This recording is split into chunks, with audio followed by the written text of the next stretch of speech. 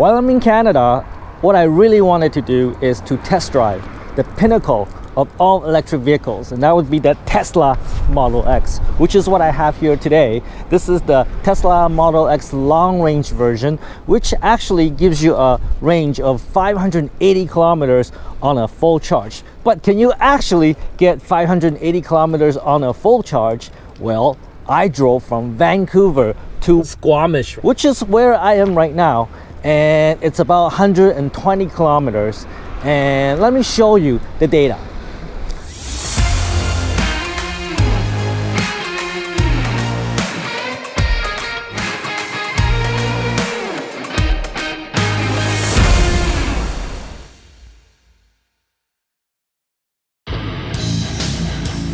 Hey Tom Peng, love what you're doing on your channel, buddy. Super congrats. You know, giving your time and energy to nonprofit business channel. Look man, keep driving that audience. So Tom Peng, look forward to spending some time with you. I know you got the right mindset, so I'd love for you to share some of that from the big V. God bless, be great. 10X. And right now we're connected to the Tesla supercharger, and one of the benefits of having a Tesla is that the Tesla supercharging network is everywhere. And right now, as you can see, we're charging at about 50 kilowatt, and at its peak it was doing about 100. And because we're close to finishing our charge, we're now at 92%, so it's slowing down a little bit. Actually, the charging is very fast. I was able to bring the car from 59% to right now 93% in about 30 minutes or so. So the supercharging really charges fast at the Tesla station. Since last charge, I traveled 124 kilometers, depleted my battery from about 91% to 59%. So if you extrapolate the data, this will give me a range of about 400 kilometers on a full charge. And of course, this is if you drive like me, if you drive like Tom Peng. Of course, we're driving not in the chill mode, not in the sport mode, we're driving in the insane mode. And let me tell you, it is really insane. The acceleration of this vehicle is insane. And there's also a drag strip mode, which allows you to launch the car. And if you do that, you can launch this car from 0 to 100 kilometers an hour in about 3.6 seconds. I haven't tried that, and I don't plan to, because insane mode is frankly fast enough for me. And this is an SUV, so you get the performance of like a Lamborghini or a Ferrari or a McLaren in an SUV, and that is pretty amazing. I finished charging the Tesla up to 100%, so I decided to take the car to somewhere more scenic to complete rest of the review. And here we are at Porto Cove in British Columbia, and it is a beautiful sunny day here, but it is kind of chilly and cold. So let's quickly look at the exterior of the Tesla Model X, and it looks like a very sleek car, but I do have to point out that the panel alignment is not very ideal. For example, you can see sometimes it's not properly lined up, and this is something that it's often complained about by Tesla owners, that these panels are not properly lined up. So you might hear some wind noises. So let's get inside the car so we can continue the review. So follow me, and let's get into the car. To get into the car, you press the button here. The door opens by itself. And then we get in. We press another button right here, and the door closes by itself. So let's look at the driving position. Right in front of me there is a display which is actually quite nice, and of course I get my steering yoke here, and there's also a big display right in front of me. And what I love about this display is that it uses Google Maps, and look at how responsive this is. I can spin the map around and it just responds to my input. I can also look at the map using satellite view, and look at, I can zoom in, zoom out, zoom in, zoom out. It's just very responsive. Also, from here I can control all aspects of this car. For example, I can change the acceleration mode. I can change my suspension setting. I can look at my charging status. Of course, there's autopilot with this car. I can look at my trips, and I can update my software. Everything I need to do with this car, I can control through this display. Almost every function of this car is controlled through the display, including putting the car into drive. You do it like that. Or if you want to park the car, you do it like this. Or if you want to put it in reverse, you do it like that. Or if you want to put it into neutral, you click that. So right now I'm going to put the car into park. There's not a whole lot of buttons in the driving position. There's of course the signal lights, there's the lights, there's the horn, which can be easily pressed. So that's why many times I accidentally press the horn, which actually might be quite rude. Also, you can accidentally press this, and then of course the windshield tries to clean itself. When we get back on the road, I will tell you more about the handling, the driving experience. But first of all, let me tell you about some of the things I don't like about the Tesla. The first thing I don't like about the Tesla is this driving yoke. It is different. It's not like a normal car, and I just don't understand why car manufacturers have to innovate something that everybody is already accustomed to, because it's missing the top half of the driving wheel. So sometimes you try to grab it and it's not there. And also the signals. If you want to signal right, you press a button here, and if you want to signal left, you press a button here. Actually, it works pretty well unless you're turning. When you're turning, you have no idea where the buttons are. It takes some time to get used to. I don't really approve of this yoke. I much prefer a regular driving steering wheel. Apparently, you can get a normal steering wheel, but it's an option. You have to pay extra money to get a normal steering wheel. So I have to say, this yoke is what I really dislike about the Tesla. But other than that, there's many amazing things I want to tell you about the Tesla. So while we're inside, I want to show you the windshield. It's a bit different. If you look at the windshield and you look up, notice how high it goes. It goes up all the way here. It gives me really great visibility. And in Vietnam, this is what you have to do to check the light. You have to go like this. Did the light turn green yet? But with the Tesla, you don't have to do that. It's right there. You can see all the way up here, all right? I think it's a really nice feature to have if we're in Vietnam, but not so much here. But I think that's pretty cool. And one of the things I really like about Tesla is that they have really good mobile app and car integration. There are actually many things I can control the car with the app, but let me show you one cool thing we can do. May not be the most useful thing, but let me show you. So with the app in hand, I can actually open the doors like so.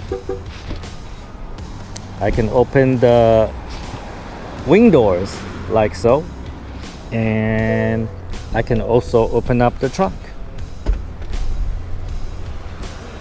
So I can't really think of a use case where that is actually useful, but you can actually control all of the doors on the Model X with the app. So what I like about the Tesla Model X interior is that it looks like a spaceship. Look at the seats. It looks like a seat from a spaceship. Now let's take a look at the second row. And there's actually a lot of room, a lot of leg room and a lot of headroom. Let me just close the wing door.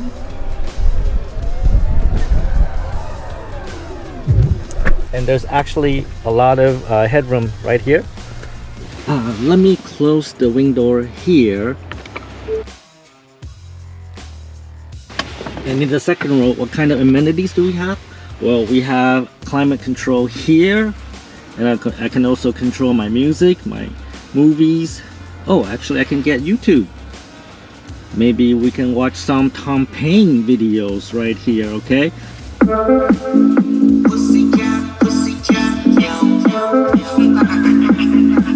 So, of course, the second row of passengers can be very entertained.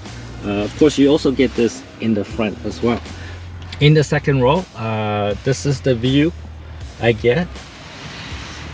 And also, I get a sunroof, which is permanent sunroof. So in order to access the third row, what we have to do is we have to move the seat forward like so. And then there's a button that we can push here, which will bring the seat down. And now I can get into the third row like so, and the seat can come back down. Oh, I have to say the third row is very tight. I would not want to sit in the third row.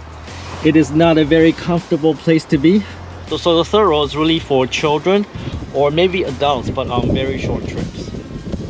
So I can confirm that the second row is actually very comfortable, and there's a lot of entertainment options I can choose from, including watching Tom Peng videos on the center console, and also there's a second console if I choose to watch something else here as well. And there's one more party trick that I want to show you. This Tesla Model X can actually dance. So let me show you how that works. First, you go to the toy box, and then you go to the light show, you schedule the show, you pick a song that you want, and then of course you can set your volume, and then you can start the show. And so now we exit the vehicle so we can get the show started.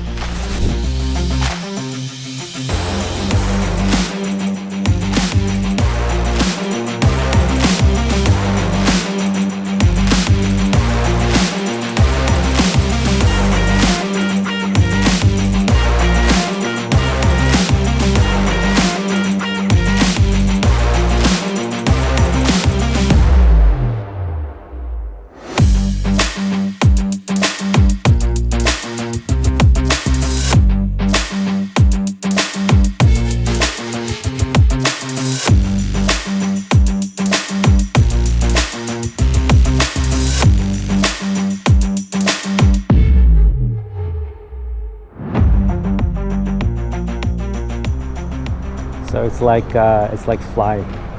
It's like the Tesla is flying with its falcon door wings.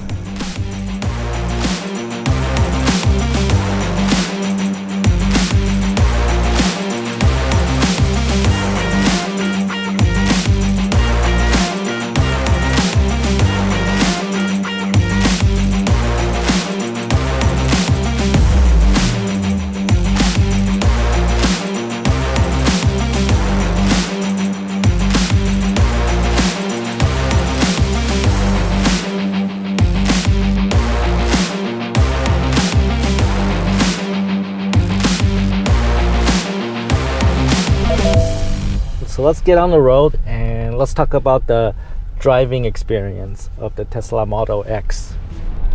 So now we're on our way back to Vancouver from Port Cove. This is going to be an 80-kilometer ride, and I'll be able to give you my perception of the Model X driving experience. I love driving on this stretch of the road because on my right there's mountain and ocean. On my left there's a mountain and cliff, and it's absolutely beautiful, especially on a day like this. And the first thing to note is that this car accelerates hard. So if I just put the pedal down, it will go really fast. And the sun is in my eye. Oh shit. Ugh. Fuck. Oh man. Shit. Everybody slow down because the sun is in their eye. Holy shit. Fuck. Oh, my eye! Fuck you, son. The first thing that I noticed is that this car accelerates hard. If you put the pedal down, it will just go. It's so easy to actually go over the speed limit. You just press the pedal a little bit, and then you're doing like 130 in a 70. And then you don't feel it because the car is so stable. And you don't feel like you're doing 130, but you are. And it will get you up to the 130 so quickly. The Model X comes with air suspension, which means that the ride quality is very good. I would say this is almost as good as Mercedes-Benz S-Class air suspension. Of course, this being an electric car, it's quiet inside, and it's smooth, it's stable, and it's heavy, and it's four-wheel drive. I put almost 200 kilometers on this car, and I've driven this car hard, and I can tell you that this car is very stable. I've never ever lost control of this car, even though I push it hard and accelerate hard and I go into corners. It's 4-wheel drive and it's heavy. It has low center of gravity, so I'm always in control. And it's stable, it's smooth. Really, the only thing I don't like is this yoke. But even this, I can probably get used to. So now let's compare the Tesla Model X long-range version versus VinFast VF9. I have never driven the VF9. I've seen it in person, but I have never driven it, so I can't really make a good comparison between the two. It would not be fair. Plus, this car is actually $120,000. I'm talking about US dollars, and the VinFast VF9 is a lot cheaper at around $60,000 approximately. Actually, at this time, I don't think anybody knows how much VinFast is going to charge the VF9 in the United States. So this car is double the price of VinFast VF9, and I have not driven the VF9. So between the Tesla Model X long range, this car, and the VinFast VF9, which car would I buy? Well, if money is no object, if I have unlimited amount of money and I live in the US or Canada, of course it's going to be the Tesla Model X. In fact, it will be the high performance version for me. That will be the car that I buy. The reasons are, this is a high performance car. It gives you adequate range, and everything about this car is very high tech. We haven't even tried the fully automated driving mode yet. There are a lot of features we haven't tried yet, and that's equipped with this car. So if money is no object, this is the car that I would purchase. And one more reason, in Canada and the United States, Tesla has a very good network of supercharging stations. So it doesn't matter wherever I go, I will be covered. I'll be able to find a supercharger like I did today. I just have to plug in and then it will charge very fast, very quickly, and then I can get on my way. But if I have to take money into consideration, then I would have to say I will pick VinFast VF9 because it is half of the price. It does not have all the cool toys this car has, but the VinFast VF9 is an electric car and it has really good features and it has adequate range. We don't know yet because we haven't tested it yet. And performance wise, it's pretty good. So in terms of value for money, VinFast VF9 is the way I would go. And if I were to purchase a car in Vietnam, definitely it's going to be VinFast VF9.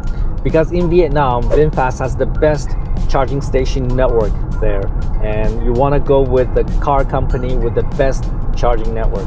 So in summary, if I'm in United States or Canada and money is no object, of course I would get the Model X and I would get the Plaid version.